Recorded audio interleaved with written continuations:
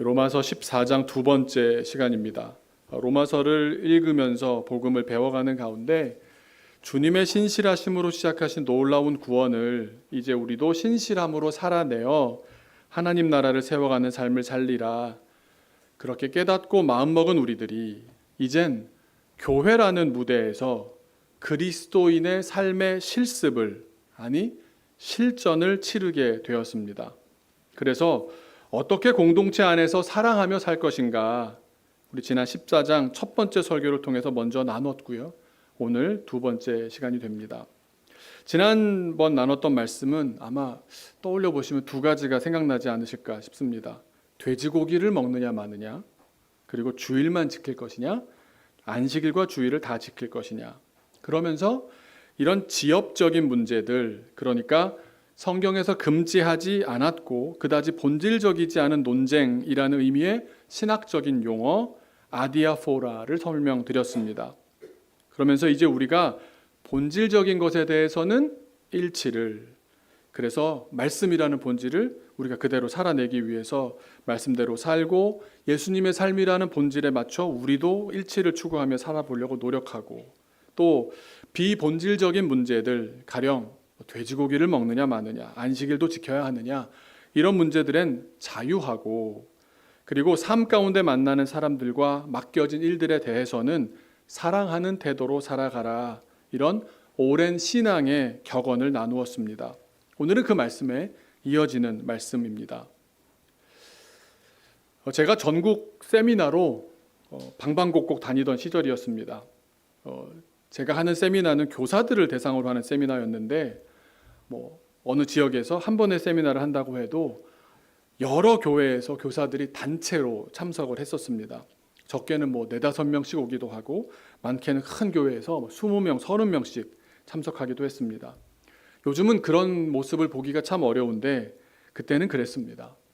그런데 그때 제가 수도 없이 세미나를 하다 보니까 현장에서 확실히 깨달은 것이 한 가지 있습니다. 그게 뭐냐면, 이게 뭔가 되는 교회와 잘 안 되는 교회가 어떤 차이가 있는지 제가 각 교회의 현장을 가보지 않았는데도 알 수 있겠다 싶은 겁니다. 그래서 다시 물어보면 실제로 그런 상황이었고요. 그래서 제가 나름 좀 분석을 한 뒤에 세미나에서 이렇게 말했습니다. 저는 척 보면 압니다. 부흥하느냐 부흥하지 않느냐 한눈에 알아볼 수 있습니다. 세미나가 이렇게 좀 지루해질 점이 그 말씀을 드리면 세미나 분위기가 확 환기가 됩니다. 교사들이 궁금해하시기도 하고 긴장도 하시고, 그래서 분위기가 좀 이렇게 삼엄해지니까 주무시다가 갑자기 깨어나시기도 하셨는데 어떻게 알 수 있을까요? 제 기준은 단순합니다. 이 세미나가 어린이 사역 세미나다 보니까 새 찬양도 하고 율동도 하고 성경 공부도 하고, 그렇게 배우는 시간이 끝나면 이제 마지막으로 교회별로 기도할 시간을 드립니다. 그러면 둥그렇게 한 교회가 하나의 동그라미를 만드는 겁니다. 둥그렇게 앉아서 교회별로 기도를 하는 겁니다. 그러면 그런 자세를 다 갖추었을 때 제가 앞에서 그럽니다. 각 교사들, 왜냐하면 연세 있으신 선생님도 있고 젊은 선생님도 있으니까 서로의 목소리를 들어본 적이 별로 없으니까 각 교사들 한 분 한 분 기도 제목을 다 나누시고 다 함께 기도하셨으면 좋겠습니다. 그렇게 미션을 드리면 교회별로 얼마나 열띤 나눔과 기도의 시간을 갖는지 모릅니다. 그러면 저는 각 교회 사이사이를 이제 지나가 보는 겁니다. 잘하고 계시나, 무슨 내용을 나누시나, 그러면 어떤 기도 제목을 나누시는지가 자연스럽게 들려오게 됩니다. 잘 되는 교회 학교인지 아닌지는 여기서부터 달라집니다. 어떤 특징이 있느냐? 제목부터 다릅니다. 뭘 놓고 기도하는지부터가 다릅니다. 뭔가 잘 안 풀리는 교회들은요, 계속 재정 얘기하고 차량편이 어떻고 교사가 문제고 아니라 교역자가 문제고 두루두루 문제점을 기도 제목으로 나눕니다. 물론 각자 당사자들이 본인이 생각하기에 가장 시급한 문제라고 생각했으니까 그런 자리에서 내놓지 않았겠습니까? 정말 진지하게 진심을 담아서 한 분 한 분 말씀하십니다. 물론 그런 기도 제목이 하나도 없는 교회는 없습니다. 그리고 또 그런 문제를 극복하면서 더 좋은 교회가 되는 것도 맞습니다. 그래서 그 문제를 두고 기도하는 가운데 그 문제를 추후에 잘 이겨냈다, 그런 소식을 듣기도 하지만, 기도 제목에 문제가 압도적으로 많았던, 그런 교회들이 잘 되었다는 소식은 많이 들어보질 못했습니다. 그런가 하면 되는 교회는 특징이 무엇이냐? 교사들의 기도 제목에 어떤 특징이 있을 것인가? 여러분, 교회학교의 본질이 무엇입니까? 어린이 아닙니까? 어린이 얘기만 하는 겁니다. 오늘 세미나를 듣고 보니까 이 내용을 우리 누구누구가 꼭 들었으면 좋겠어요. 걔 요즘 나오다 안 나오다 그러는데 꼭 전해주고 싶은 마음이 생겼어요. 지난주에 그 어린이가 부모님 반대에도 교회를 나왔어요. 얼마나 간절히 기도했는지 몰라요. 하나님께서 하셨어요. 자꾸 하나님께서 우리 반 누구누구를 떠오르게 하셨어요. 지난주에 안 왔는데 걱정돼요. 그러니까 되는 교회는 본질에 일치하고 있었지만 안 되는 교회는 본질이 아닌 것에 자꾸 걸려 넘어지는 형국이었던 겁니다. 로마서 14장을 기준으로 정리해 본다면 이렇습니다. 자, 본질이 뭡니까? 하나님 마음이 가서 닿고 있는 자리가 이 교회학교의 핵심 아니겠습니까? 그 어린아이의 마음에 나도 닿고 있으니, 교사로서 교사도 닿고 있다면 하나님의 마음과 교사의 마음이 일치되는 것 아니겠습니까? 그래서 신앙이 좋다는 건 여러 가지로 말씀드릴 수 있지만 신앙이 좋다는 건 이렇게도 말씀드릴 수 있습니다. 일치되어 간다. 일치되어 간다. 뭐라고요? 일치되어 간다. 제가 선교사님들과의 만남을 정말 귀하게 생각합니다. 세계 어디라도 달려가면서 꾸준히 이어가는데요. 그게 저에게 참 유익합니다. 왜냐하면 그분들은 저를 부끄럽게 만드시는 분들이기 때문입니다. 왜 그럴까요? 그분들은 저보다 하나님과의 일치를 훨씬 더 많이 이루고 계시기 때문입니다. 하나님 기뻐하시는 일이 자기도 너무 기쁜 겁니다. 하나님이 관심을 갖는 사람에게 자기도 마음이 가는 겁니다. 그래서 마태복음 25장의 달란트 비유를 보시면 저는 참 그 달란트를 좋아하는데 5달란트, 2달란트로 장사해서 잘했다고 착하고 충성된 종이라고 칭찬받았던 종들이 주인이 돌아오자 똑같은 표현으로 21절과 23절이 똑같은 말로 2가지 보상을 받습니다. 2가지 보상을 받는데 혹시 기억나십니까? 제가 볼 때는 이 2가지가 모두 보상 같지가 않고요. 거의 징벌에 가깝습니다. 이걸 지금 상이라고 이렇게 생각이 들거든요. 한번 21절 같이 한번 볼까요? 같이 한번 읽어보겠습니다. 시작. 그 주인이 이르되 잘하였도다. 착하고 충성된 종아, 내가 적은 일에 충성하였음에 내가 많은 것을 네게 맡기리니 내 주인의 즐거움에 참여할지어다 하고. 이게 상일까요? 벌일까요? 첫 번째 상은요, 더 많은 일을 맡는 거랍니다. 요즘 세태에 비춰보면 워라밸이 중요한데 일을 더 맡기는 건 절대로 상이 될 수가 없습니다. 두 번째의 상은 주인의 즐거움에 참여하는 상. 뭐 이런 상이 다 있습니까? 주인의 즐거움에 참여한다. 무슨 말일까요? 여러분, 종은요, 주인이 즐겁다고 자기도 즐거운 사람이 아닙니다. 아니, 주인이 즐거운 일은 종에게는 생각해 보십시오. 대부분 괴로운 일입니다. 만약 주인이 사람이 너무 좋으면 너무 좋아서 맨날 연회를 열고 사람을 초대하고 돕고 세세하게 챙기고 결국 그거 누가 하겠습니까? 종들이 하지 않습니까? 종들이 다 손과 발이 되어야 하지 않겠습니까? 얼마나 귀찮고 업무 시간 외에도 막 카톡 보내서 일 시키고 얼마나 잔업이 많겠습니까? 그런데 주인의 즐거움에 종이 참여한다? 그 말뜻은 주인이 즐거워하는 일을 종도 즐거워하게 된다는 말씀입니다. 주인과 종이 일치되는 겁니다. 주인이 믿지 않던 영혼이 돌아오고 예수를 모르고 부인했던 사람이 예수를 주님이라고 고백하고 그런 일을 너무너무 즐거워하는데 종이었던 사람도 자기도 은혜를 받고 보니까 복된 삶을 누리는 사람이 되고 보니까 그 일만큼 세상에 귀한 일이 없는 겁니다. 얼마나 복된지 알게 된 겁니다. 그러니 주인이 막 신나서 일하시는데 저도 좀 시켜주시면 안 돼요? 손 들고 제가 잔업하겠습니다. 전 저 일이 기쁩니다. 이렇게 되는 겁니다. 제가 신학교 갔을 때가 딱 이랬습니다. 참 부끄럽지만 지금은 안 그런 것 같기도 하고. 그러니까 믿음이 좋아졌다는 게 무슨 말이겠습니까? 일치되어 간다는 말이라는 겁니다. 일치된다면 근데 어떤 일이 벌어질까요? 신분이 바뀌고요. 관계가 바뀝니다. 주인이 이젠 아버지가 됩니다.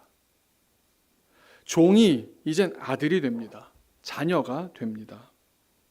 아버지와 아들 관계가 되었다는 걸 다시 또 뭐라고 표현할 수 있겠습니까? 하나가 되었다. 일치가 되었다. 그러니 즐거워하는 아버지가 기뻐하시는 일, 나도 기뻐하게 되는 겁니다. 말씀 준비하는데 제가 자꾸 하나가 떠오르더라고요. 얼마 전에 취임한 미국 대통령이 떠올랐습니다. 어딜 가나 거기 대통령이 이제 됐으니까 뭐 취임식도 하고 영예로운 자리가 많이 있잖아요.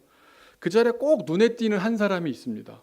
취임식과 같은 그런 영예로운 자리에 세계적인 지도자들이 있는데 거기 같이 서 있는데 혼자 우뚝 키가 2m도 넘는 청년이 하나 나옵니다. 그 나이 또래 아무도 없습니다. 아버지가 높아지는 그 자리에서 아버지의 영광을 20살밖에 안 된 아들도 같이 누립니다. 아버지의 영광이 아들의 영광입니다. 생긴 것도 똑같이 생겨가지고요. 더 일치되어 보이는 것 같습니다.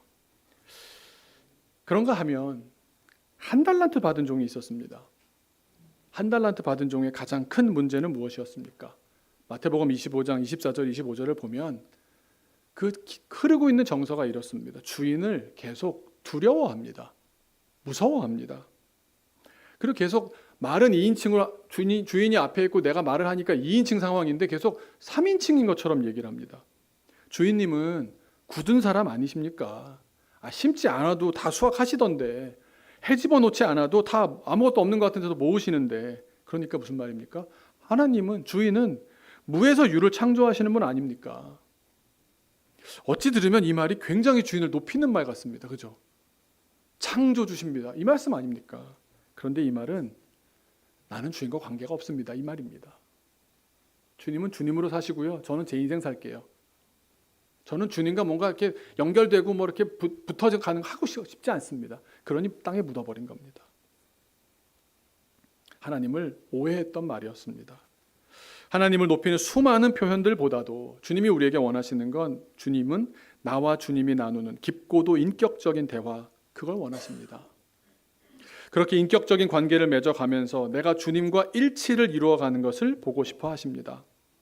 그런데 하나님은 멀고 크고 나와는 다르고 굳이 내가 뭘 해드리지 않아도 알아서 다 하실 수 있으니 저는 그저 한 달란트를 잊어버리지만 않는 것으로도 칭찬받을 수 있지 않겠습니까?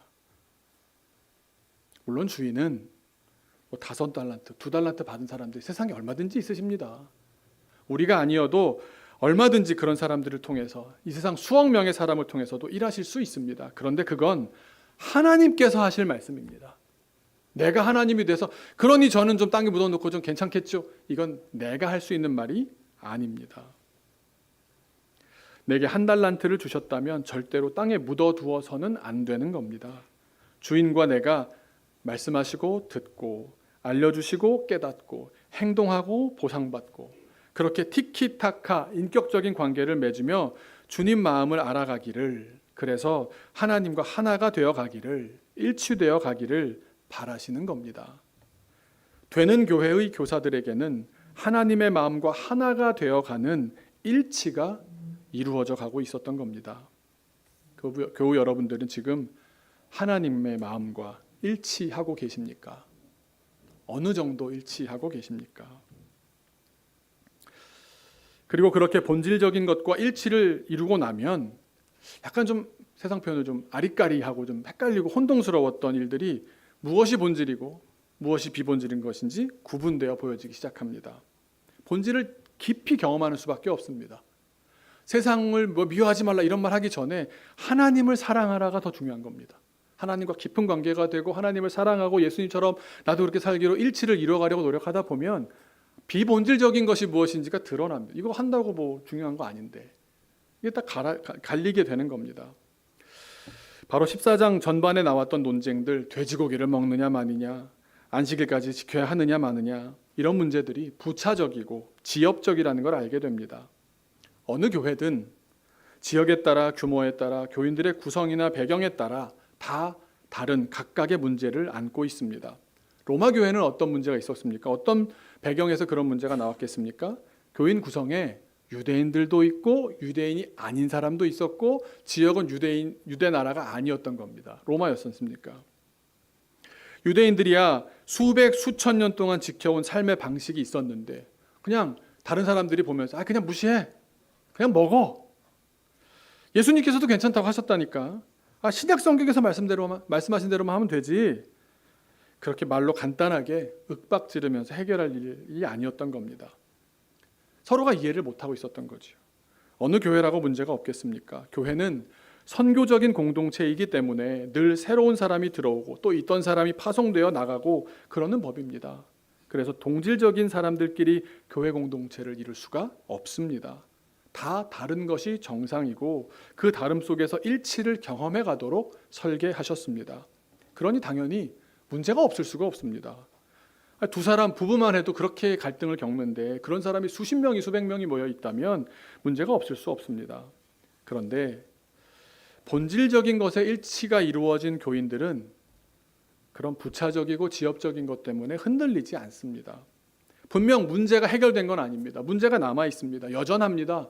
그런데 희한하게도 그 문제 때문에 열등감도 느끼지 않고 자존감에 한 줄의 스크래치도 나지 않으면서 그 문제를 너무 쿨하게 인정해 버립니다. 맞아. 우리 교회는 건물도 협소하고 낡았어. 전도사님도 자주 바뀌어. 재정도 늘 간당간당해. 그걸 그냥 말로 한다는 것 자체가 이게 자존감이 있다는 얘기거든요. 그런데 결론이 어떻게 나냐? 거기에 머물러 있지 않고 다시 돌아옵니다. 그러면 어때? 예수님을 경험하는 게 중요하지. 생각해보면 주어진 것도 너무 감사한 거 아니야? 어쩜 그렇게 쉽고 쿨하게 인정할 수가 있을까? 본질이 아니라는 걸 알고 있기 때문입니다. 마음이 거기에 머물지 않는 겁니다. 본질이 아닌데 뭐. 그것 때문에 내 인생이 흔들릴 게 하나도 없는데 뭐. 그래서 자유할 수 있는 겁니다. 그러면서 다시 또 교사들끼리 모아놓으면 그렇게 문제를 누가 얘기했다가도 듣고서 뭐 이렇게 그 이야기가 커지는 듯 하다가 다시 쑥 사라지고 다시 또 우리 반 아이가 어떻고 뭐 소연이가 어떻고 민준이가 어떻고 저희 대화에 제일 많이 등장하는 애들의 이름입니다만 계속 또 본질로 돌아가는 겁니다. 알기 때문에 그렇습니다. 오늘 본문 말씀은 지난주 말씀에서 조금 더 나아갑니다. 13절 말씀이 대원칙이 됩니다. 돼지고기와 안식일 논쟁과 같은 아디아포라 비본질적인 데에 시간과 노력을 허비하고 있는 이들에게 주시는 말씀입니다. 우리 13절 함께 같이 읽겠습니다. 그런즉 우리가 다시는 서로 비판하지 말고 도리어 부딪힐 것이나 거칠 것을 형제 앞에 두지 아니하도록 주의하라. 그런 비본질적인 일로 논쟁하는 소모적인 비판을 멈춰라 말씀합니다. 더불어 하반절은 또 어떤 내용입니까? 내가 다른 이들 보기에 불편한 일을 굳이 만들려고 하지 말아라. 나 때문에 다른 사람들이 시험에 든다면 그 일을 피하라 이 뜻입니다. 한국 교회에서 이게 제일 요런 카테고리에 딱 들어있는 문제가 뭐냐면 술입니다. 술. 성경은 엄밀히 술을 금지한 적은 없습니다. 그래서 저는 술 마시는 것을 죄라고 생각하지 않습니다. 몇 분의 얼굴에 자유함이 느껴집니다. 그러나 저는 사람들 앞에서 술을 마시지 않습니다. 그렇다고 집에 숨겨놓고 마시지도 않습니다. 왜 그렇습니까? 제가 원래도 안 마시지만 이런 일이 한 번 있었습니다. 연동교회 청년부를 맡았을 때 대학로잖아요. 대학로 가면 거기에 이제 동성중학교 고등학교가 있고 거기 성당이 있습니다.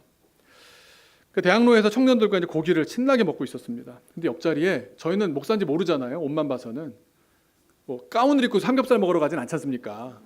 그러니까 뭐 청바지 같이 입고 청년들이랑 확 신나게 주일로 저녁에 옷 갈아입고 와서 이제 막 먹고 있었습니다. 그런데 옆에 성당에서 청년부랑 신부님이 같이 오신 겁니다. 그러니까 저희는 이제 들키지 않은 채로 저들의 어떤 행태에 너무 관심이 많은 거죠. 그런데 뭐 노래를 제가 처음 들어서 마셔라 이런 걸 하면서 마시는 겁니다. 신부님이 같이.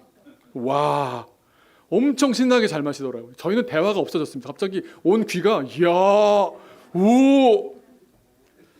청년들도 너무 놀라고 또 재밌잖아요. 그래서 저한테 이러는 겁니다. 목사님, 사실 저희도 다 마십니다. 목사님 한 분 때문에 저희가 못 마시고 있습니다. 그냥 저희 마시죠. 그래서 그래야 되나? 고민이 된 거예요. 저는 안 마시더라도 마셔라 이렇게. 근데 뭐 주일이고 또 교회에서 왔는데 이거 어떡하지? 조금 시간이 지나면서 제가 판단을 유보하고 있는 중에 신부님의 주사가 나오기 시작하더라고요. 신부님 주사가 수다시더라고요. 입담이 장난이 아니신 겁니다. 그런데 이렇게 힐끗힐끗 보니까 얼굴에 취기가 벌겋게 올라와서는 혀가 꼬인 발음으로 성당 얘기, 교회 얘기를 또 성경 얘기를 그 얼굴에 그 혀로 말씀하시는 겁니다. 그러니까 이게 그 성당 청년들한테는 익숙한 광경이었나 봐요. 뭐 같이 막 어울려서 얘기를 하는데, 야, 성당, 와우, 막 이렇게 느껴지는 거죠. 그런데 저 혼자의 마음에는 불편한 겁니다. 마음이 어려운 겁니다. 근데 저만 그런 줄 알았더니 역시 교회에서 나고 자라고 교회 문화에서 컸던 저희 청년들이 그러는 겁니다. 목사님, 그냥 빨리 먹고 나가요. 힘들어요. 그러더라고요. 그때 딱 알았습니다. 물론 성경은 술을 금하지 않았지만 나는 안 마시는 것이 나와 교우들 모두에게 유익하겠다. 그래서 부딪힐 만한 것, 거칠 만한 것을 형제 앞에 두어서는 안 된다 말씀하시는 것 아니겠습니까? 14절도 그런 관점에서 이해가 쉽습니다. 우리 14절 같이 읽겠습니다. 시작. 내가 주 예수 안에서 알고 확신하노니 무엇이든지 스스로 속된 것이 없으되 다만 속되게 여기는 그 사람에게는 속되니라. 그렇게 우리의 예상과는 다르게 똑같은 다 이해하겠지 하지만 불편한 사람이 있는 겁니다. 또 그렇다고 그 사람이 잘못되었다고 손가락질하고 비판할 것이 아니라 그럴 수 있다고 받아들여야 합니다. 여기에는 우리가 놓치고 있는 우리의 마음의 맹점이 있는데 15절 말씀에 나옵니다. 같이 한번 읽겠습니다. 시작. 만일 음식으로 말미암아 내 형제가 근심하게 되면 이는 내가 사랑으로 행하지 아니함이라. 그리스도께서 대신하여 죽으신 형제를 내 음식으로 망하게 하지 말라. 그러니까 돼지고기가 무슨 상관이야? 예수님 오셨으니까 이제 신약 성경 시대라고 삼겹살 제육볶음 얼마나 맛있는데 그냥 먹어. 그럴 것이 아니라 그 형제를 살펴야 합니다. 그럴 수 있겠구나. 근심하게 되는 일이라면 우리가 하지 않는 것이 좋다는 말씀입니다. 왜냐하면 거기에는 우리가 형제를 사랑한다면 그의 그 자라온 배경을 알고 이해하고 배려하는 것이 옳지 않겠습니까? 그런 아디아포라 비본질적인 일로 형제가 근심하다가 나는 괜찮은데 뭐 저런 갖고 그래? 그럴 일이 아닌 것이 결국 돼지고기며 술 때문에 교회가 불편해지고 그 결과 믿음을 떠나게 된다면 말씀이 이렇게 얘기하는 겁니다. 그 형제를 너무도 사랑하셔서 대신 죽으신 예수님의 희생은 뭐가 되느냐? 이 말씀입니다. 핵심이 뭡니까? 사랑하는 마음으로 했느냐? 사랑하는 마음으로 하고 있느냐? 그 형제를 사랑해서 지금 돼지고기 먹어 이렇게 말하고 있느냐? 아니지 않느냐? 17절 그러면서 16절 이렇게 말씀하십니다. 같이 읽겠습니다. 그러므로 너희의 선한 것이 비방을 받지 않게 하라. 뭘 먹느냐 마느냐 마시냐 마느냐 이런 거 붙잡다가 하나님이 이 땅에 오셔서 사랑으로 사셨던 삶에 나도 잃지 하려는 그 중심이 흔들릴 수 있으니 그걸 잃지 말아라 말씀하시고요. 17절입니다. 같이 읽겠습니다. 하나님의 나라는 먹는 것과 마시는 것이 아니요 오직 성령 안에 있는 의와 평강과 희락이라. 아멘. 하나님께서 우리에게 주시는 하나님의 나라는 의가 가득하고요, 평강이 가득하고요, 희락이 가득합니다. 그런데 그 좋은 세상에서도 뭘 먹느냐 마느냐 그런 아디아포라 비본질적인 것으로 형제를 실족하게 한다면 의도 어디 갔는지 아무리 좋은 것이 있어도 내 눈 가리면 안 보이는 것 아닙니까? 평강도 누리지 못하고 희락도 나만 이상하게 못 누리는 것 같은 겁니다. 그런 거 하나 딱 걸려가지고 있으면 그러지 않습니까? 그러기에 18절입니다. 이로써 그리스도를 섬기는 자는 하나님을 기쁘시게 하며 사람에게도 칭찬을 받느니라. 다시 술 얘기로 돌아가면요, 저는 하나님께서 술을 마시는 것 때문에 저를 정죄하실 것이라고 생각하지 않습니다. 그러나 저는 혼자서 술에 탐닉하지 않을 것이고요, 교인들과 술잔을 기울이지 않을 겁니다. 율법을 어기지 않으려고 안 마시는 것이 아니라 내가 그리스도 예수의 종으로서 잘 섬기기 위해서는 교우들을 잘 섬기기는커녕 시험 들게 하는 일은 비슷한 모양이라도 삼가야겠다 생각하기 때문입니다. 그렇게 행동할 때 하나님은 그런 우리의 마음을 사랑해서 하는구나 기쁘게 받으십니다.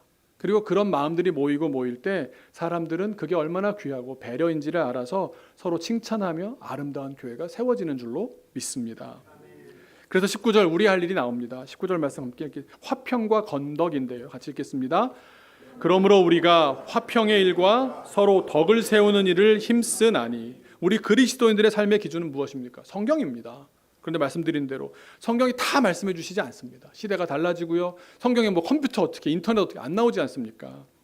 하지만 성경이 다 말해주지 않는 일에 대해서는 또 하나의 기준을 말씀해 주시는데, 우리가 교회 내에서 또 믿음의 사람들과 어울리면서 어떻게 살아야 하느냐?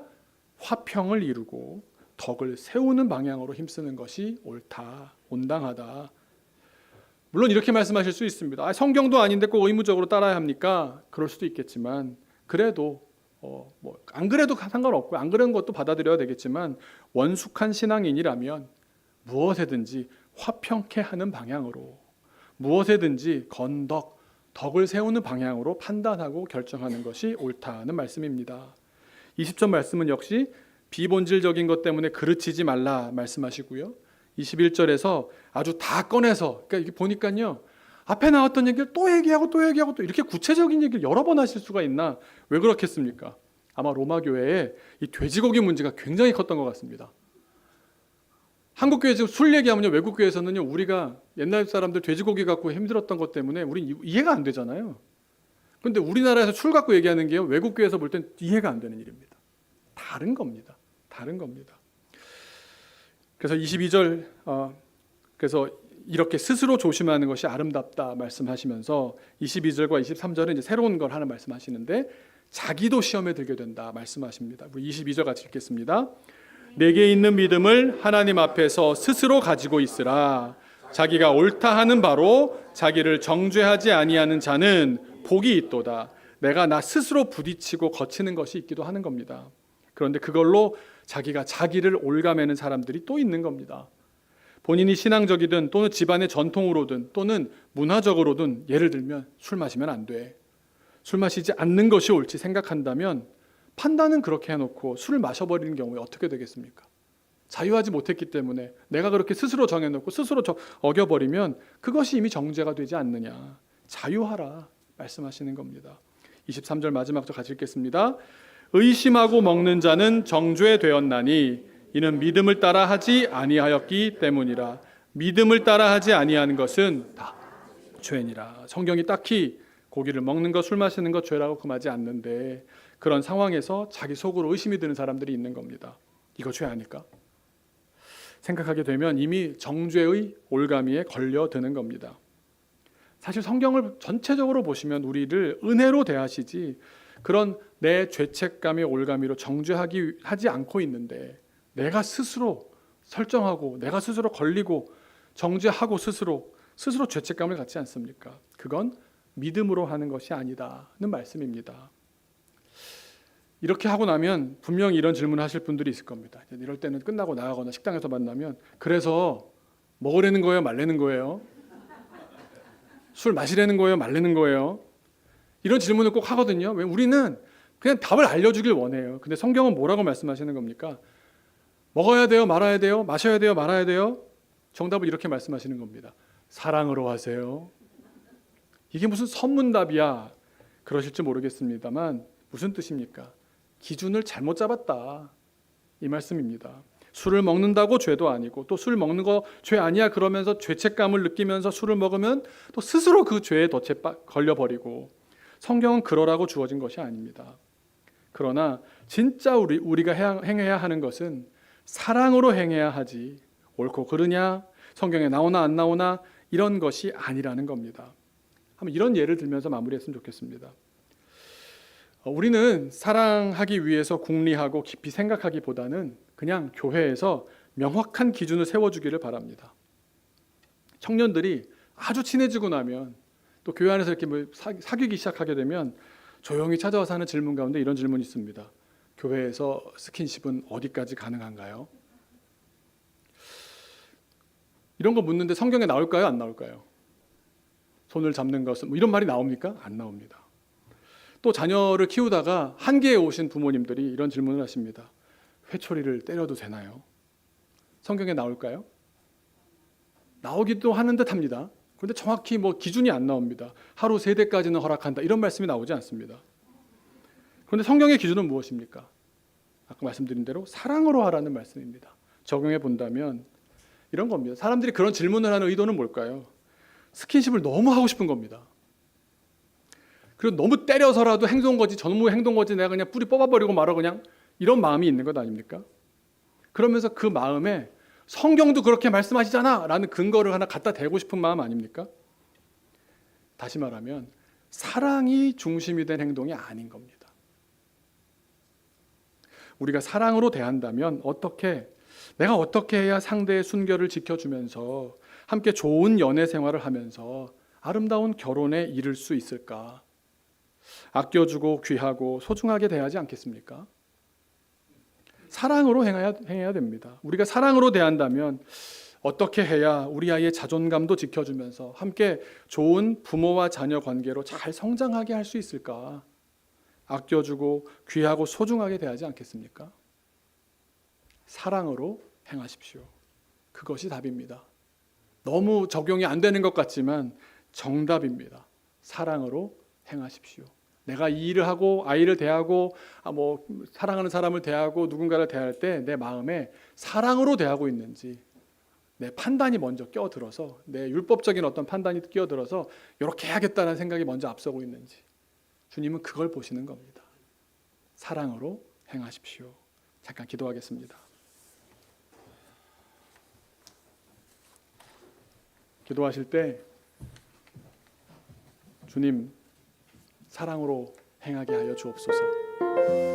내 판단으로 가족을, 우리 아까 집사님 기도하셨던 것처럼 오히려 가까운 가족이다 보니까 나의 연장선이라 생각해서 말을 막 할 때도 있지 않습니까? 정말 사랑으로 하였는지 돌아볼 일인 줄로 믿습니다. 주님은 이런저런 기준을 가지고 너 왜 이렇게 살았어? 너 나이가 몇인데 그러고 있어? 이런 그거는 우리가 할 말이 아니고요. 우리는 오히려 사랑으로 대했나?